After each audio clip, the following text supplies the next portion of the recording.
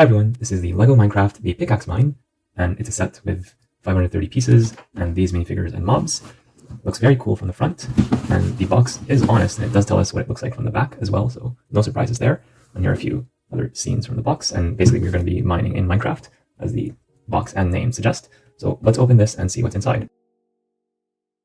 I really wish they would stop doing these push tabs, by the way. As usual, the box is about half full, because it's not filled up to the top, it's not filled in completely in depth, so this box again could have been much smaller or much thinner.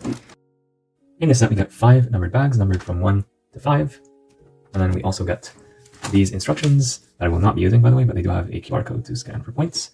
And we also get these 2 plates that are 8x16 dark bluish gray, and these are not in any bag, and there's no sticker sheet in this set, thankfully. So we're going to use one of these plates right here in the first building phase, and I'll point out while I'm here that this is a completely new piece to LEGO. It has never been seen before, and we're seeing it here for the first time. It's basically a bar-sized ladder, or rather a ladder made of bars, but of only size 1. And here's what it looks like on the grid. It actually fits perfectly between the studs. It's a loose connection, so if I let go, it's going to fall off, but it's still a very nice piece to have to do things in micro scale.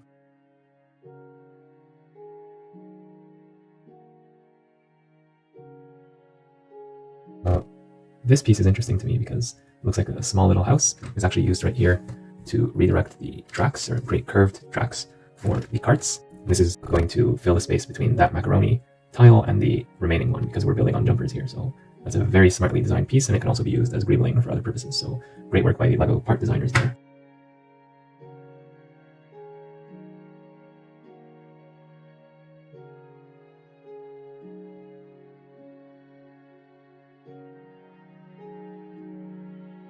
Bag 1 starts the terrain build and gives us the miner minifigure as well as the baby polar bear. In the second building phase, we'll use all the parts from bag 2 in addition to the other dark bluish gray plate. That one is going to be attached somewhere around here, and then we're just going to add all these things on top of it.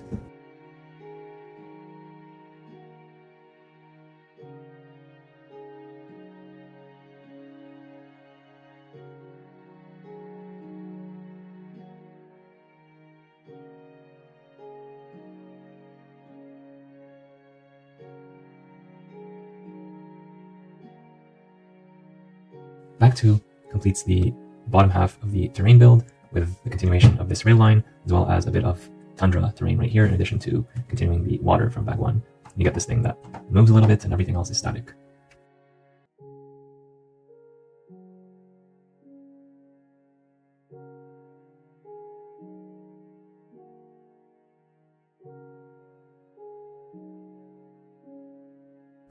I just want to say before I finish tiling this off that this is a very interesting, repetitive yet still interesting design, and I'm intrigued at the number of 1x1 pieces that the designer used. It's a pretty nice pattern.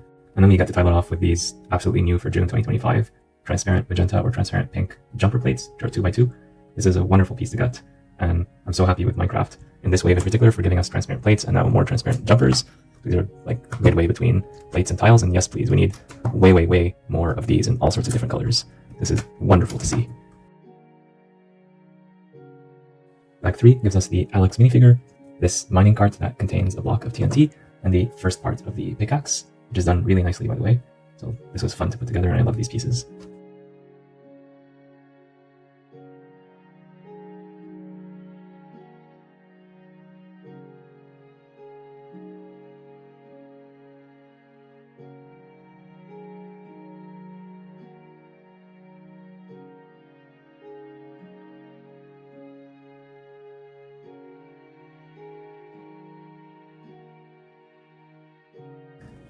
Bag 4 finishes the pickaxe and attaches it to the rest of the build, and here's where I have one of the issues with this set. So when I first built the pickaxe and I saw this attachment point right here, I thought, okay, this is going to be a really cool build because we could just plug it right here, and the pickaxe is going to be attached to the build, and I'm thinking, okay, I want to play with the pickaxe as a human and just pick it up. I'll press down maybe a bit more and pick it up. And then I have a life-size or close to life-size pickaxe that I actually use in real life and play with, and that's what I thought this set was about, because it's called literally the Pickaxe Mine. Now, they don't advertise this on the box, and I guess I should have been more careful and maybe read the description or just looked at the back of the box. If this thing could detach easily, we would have seen it on the box very clearly, but unfortunately, they did not advertise or implement that feature, but it's still something that I really want. And I think that LEGO, with just a few pieces, they could have made that possible. Just one extra tile right here and a brick. You get the idea, just basically the 5 or 6 pieces needed to complete pattern and have a complete pickaxe. I really think that they should have included that as an option so that if you want a complete pickaxe just to play with, regardless of the rest of the set, you can have it. Or if you want to integrate it in the set securely so that it does not get removed, then they should also give you the pieces to do that. And the pieces required to do that are these Technic pieces right here. So there's a bunch of them basically where this axle is going to go through and connect to this, and I will connect it just to show you what that looks like. But I really wish that they thought a little bit more about alternative use cases and different ways that people would want to play with this, and basically give us just like 5 or 6 extra pieces and a few instruction steps just to tell people, hey, you could play with it this way or that way, and both are valid. So while I'm here, because I don't want to disconnect the axe later, I'll just show it to you right now from all the angles. So if you get the set as it is, you're going to need to add one more of these brown tiles here, one of these black tiles, and maybe replace this with black to make it look nice. You're going to need one of those bricks, a black L-shaped brick 2x2. You could replace them with similar colors if you have those in your inventory, so you don't have to buy anything extra, but it shouldn't be too hard to convert this to a separate and independent pickaxe, and you might want to change these colors as well, although that's closer to the handle, you're not going to see that as much. Thankfully, no matter what, you're not going to need any of these transparent pink or purple pieces because these ones are quite rare and expensive still because they just came out in this set. So at least converting it to a regular pickaxe is not that hard. Of course, if you want to make it camera friendly from both sides, you might have to buy 2 copies of the set and then attach this to the other half and maybe make it thinner so it's not like literally double the width, because here we have a bunch of anti-studs and you could tile this off, although as far as I'm aware there's no inverted tile version of this, so you're going to have to be a bit creative to figure out how to make it look nice from the back if you care about such things, or maybe just don't use transparent pieces, use regular inverted tiles and cover all of this up. That's going to cost you a little bit of money, but I think if you really care about display value then it's worth it. Otherwise you just look at it from one side and play with it, and I will say it's a little bit flimsy, like right around here, so don't be too hard with it, but it's definitely good enough for casual use and for showing off, like, hey, look guys, I have this Minecraft pickaxe and it's actually built out of Lego. So like if you want to use it in game, like there's nothing here that I can knock over. Well, actually there's a TNT, so let's actually use this thing and I'll attach it here. Yeah, I knock down the whole thing and then boom, the whole thing explodes. So yeah, you can kind of use it in game, although that's not the officially stated purpose of this thing, but cool nonetheless. I just wish that they gave us a few more pieces to make it more useful. So with that being said, now I'm going to attach this here. This is going to be a semi-permanent attachment. And before I do that, I'm going to have to attach this here. The order of operations matters. So yeah, now it looks less like a pickaxe and more like a pickaxe style terrain. It's going to have a bunch of attachment points now, so it's more secure. And when we flip this around, we're going to be able to insert this axle. It didn't need to rotate this, but I'm just doing it because this looks better on camera. So we plug this in and now it's held fairly securely in place. It's not going to go anywhere unless you remove that and disassemble it. And the last thing we do in bag 4 is add this right on top. So now we're locked in.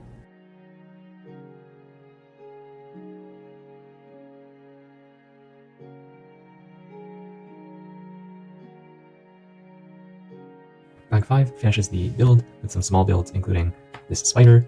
We're going to look at that in more detail later. A bunch of these blocks to be mined that have studs on the side, which is quite unusual. And this hanging light fixture, I guess it's like a lantern or something. We also get the skeleton, who is not officially a minifigure, but looks like a minifigure. So let's put everything in place, and then we'll look at the figures in more detail. So each one of these can basically go anywhere you want them to go. You could go over here on top of the jumper plates, or they could hang on the back of the pickaxe. I'll just show one default configuration, and I'll actually use the back of the box for this. But of course, they're designed and intended to be moved around from place to place, so there's no one final correct answer for these. And even this light, you can move it around depending on the areas that you want to light up. Of course, it does not actually light up, but it's the thought that counts here.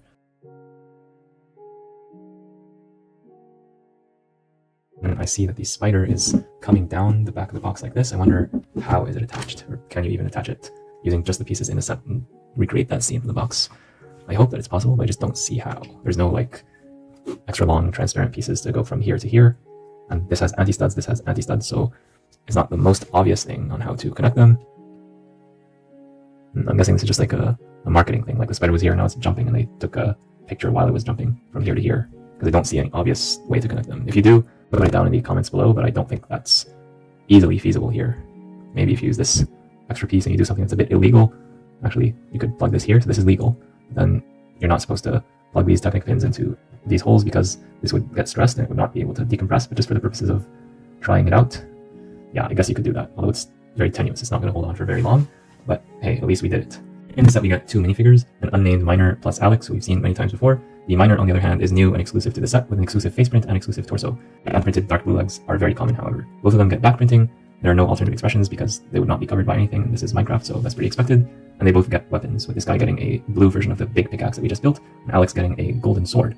So very nice minifigures to get, especially this one that's exclusive. And I do wish that we could have gotten a third minifigure in this set for the price that we pay, or even a fourth figure. We do get this skeleton though, so this is a character but not a minifigure because it does not contain any official minifigure parts, except maybe for the accessories, but the torso and legs are the skeleton ones recolored to light bluish gray. And this print might be exclusive, I'm not 100% sure on that. And while I don't have any complaints about this character itself, I do wish that we got 1 or 2 minifigures instead. Here is a closer look at the spider that I promised to show you earlier on. The print here on the face is very nice, very scary and spooky. I think the opacity could have been improved a little bit, but it's still very clear what this is, and this is not something that I would like to see in-game or in real life. But the intention is to make the skeleton ride the spider, and that's the reason why it's done like this. And this is also compatible with mini dolls, by the way. So it's a pretty interesting thing to think about. You could basically send this guy with his spider off to hunt the miner and Alex. Not a lot of room to spare, but yes, it does fit. I can move the spider from one side to the other without having to deconstruct the spider or twist it in very complicated ways. So yes, you can bring it in. It really does fit, and yes, that's what I was expecting, but sometimes LEGO gets things off by 1 or 2 studs, so at least this works. The other thing that goes through here is this minecart, so this is going to go, and I'll show you the cart in a bit more detail, but essentially it can go like this, and this is why we have this wall here, so the cart can basically fly off and into the tundra, and the cart itself is a very simple build. There are no wheels, these are just LEGO Technic pieces that look like wheels from the outside. We've seen this many times before in Minecraft sets for many years. Underneath we have some redstone that's powering the thing, represented by these transparent red studs. And then we have this TNT that's attached here with, I think, too many studs. I think just 1 stud would have been sufficient here. But regardless, we have this TNT that's being transported, and you can also put Alex there, or any minifigure, as shown on the box right here. So, yeah, pretty useful minecart. It would have been nice to get a second one, but for a smaller set, I mean, this is not a very large set, but it's also not the largest Minecraft set. One of these is fine. Although, again, I would not have complained if they added a second one. So, yeah, the idea is that with these in place, it's going to be able to slide smoothly along these tracks. And then here at the junction, I'll just rotate this to make it easier to see. You can either go this way or this way, or you could even go this way. So there's a bunch of options. Like here, it's a bit wobbly, so if you're not committed to going in a particular direction, you can derail it. So just keep that in mind. I wish they added a few more tiles here to help avoid that, but with the extra pieces included in the set, you could throw in this tile and this tile there, and I think that might improve things. So not a major complaint. And then yeah, here's another look from a different angle at what happens when this thing comes by very quickly. Let's say it's coming down from some elevation, or it has some propulsion to it, and it's just going to go like this. So that's pretty fun to just knock out this wall. And if you have something that's hanging on here, it might fall over. So that's pretty nice. And yeah, you have the block of TNT. We've already looked at that before, but here it is. It's printed on both sides, thankfully. You have the crafting table, which I built the 18+ version of that last year. And here's like the in-game regular scale version. Again, it's printed on both sides, and that's appreciated. And again, there's no stickers in the set. This is a print, and I do like this print. It's representing this land in a bit of abstract, pixelated way, but it makes sense for the theme. And other than that, there's not much else to see here, other than these items that can be mined by the miner, most likely. Although, if you're mining something, you better make sure that you have a way to get down. And we have a few ladders here, a ladder that takes you from here to here, but then there's no ladders or anything like that on the backside of the thing. So how do the minifigures move around? Or yeah, they could actually do this as well, and then here they can start to climb around. Okay, you can use your imagination here a little bit to figure out how the minifigures get to the other side. But essentially, one way or another, they get there, they mine these things, they put them in the cart. You can actually stack. Could you stack all 4 of them? No, you can't. So there's not enough space to put all 4 of them, like, all in one level, but you can actually do this. And they do give us enough space, thankfully, to accommodate these studs on the side. So I can actually harvest everything. Just put it here. And yes, that will still go underneath here. And yeah, I can basically do whatever I want with this, and I can take the crafting table with me if I want to. And also the TNT. And with the TNT on top, yeah, that won't work. So you have to leave something behind in terms of the collectibles that you're going to collect for this set, but you can pretty much take everything else with you, so I'm not complaining. This is definitely good play value. Yeah, so they're going to have to bend over at this particular point, but yeah, you could technically attach the minifigure here and make them go. You can even attach a second minifigure on this side, so you could have the cart fully loaded and the minifigures, and it would all fit. Although I'm guessing most people are not going to use this particular play pattern. And actually, if you make the minifigure sit this way, then you can add another minifigure over here. And then you add 2 more figures on the other side, but these are all held with 1 stud, so that's not going to be very stable. But I do like to think about the possibilities that LEGO gives you, so you can do lots of things with just this cart. And yeah, just adjust the weapons a little bit, but you get the idea. So yeah, I like this thing a lot more than I thought I would, even though it's quite simple. And yeah, it just goes to show all the things that you could do with this. But this could just be a polybag, so the real value of the set is all the other stuff that you get. And really, it's about attaching these here, mining them, and then picking them up later. That's really what the set is all about. What I would have liked the set to be about is the pickaxe itself, because I did like the design, and that's the primary reason why I got this set. Yes, the figures are cool, but I'm not going to get the entire set just for this one exclusive minifigure. And I already have the Alex figure, many copies of her actually. I just realized I didn't talk about this yet. So yeah, the propulsion that I described earlier for the cart is this thing right here. So you push on it hard, and it's going to do something. Oh yeah, there we go. You have to like slap the thing hard and even like move the rest of the set with it. And with that, you can like knock it out of the park. So yeah, it does work, but you have to be very forceful with it. So yeah, that's an important play feature. I should have mentioned that earlier. Yeah, this thing locking the axe in place, I'm not a big fan of. I really wish that the axe was separable so that you could use it separately and then plug it back in. So this actually I'm fine with, like the fact that this is here. I just wish that there's a way to like undo it from the other side. But then attaching it to these brown pieces right here and not giving replacement parts, I think that was a mistake. But thankfully it's something that can be remedied with just 5 or 6 pieces on your end if you want to just make this completely separate. So yeah, we've looked at the figures, we've looked at the build itself, and by the way, there's some small details I did not mention before, like these flowers right here, and this thing right here, which is a totally legal building technique, by the way, although a lot of people don't know that. You can put tiles between studs, but not plates. So this is legal. If we were to put a plate here, that would be illegal. This is also a collectible item that you can move around in game, like depending on which picture of the set you see, you'll see that this is in all sorts of different places, like the other collectibles from before. There is a treasure chest, which slides into a particular slot right here. So it goes in, not completely all the way, but still goes in enough to be held relatively securely in place. And in this treasure chest, you will find one of each element that we're mining for. So we have like one of these is the light azure, and basically the idea is that you mine this thing and eventually you extract the content inside and you put it in this box. That's the basic idea. And then you take your treasure and you store it here for later use. So that's the purpose of the thing. And finally, let's take a look at this polar bear.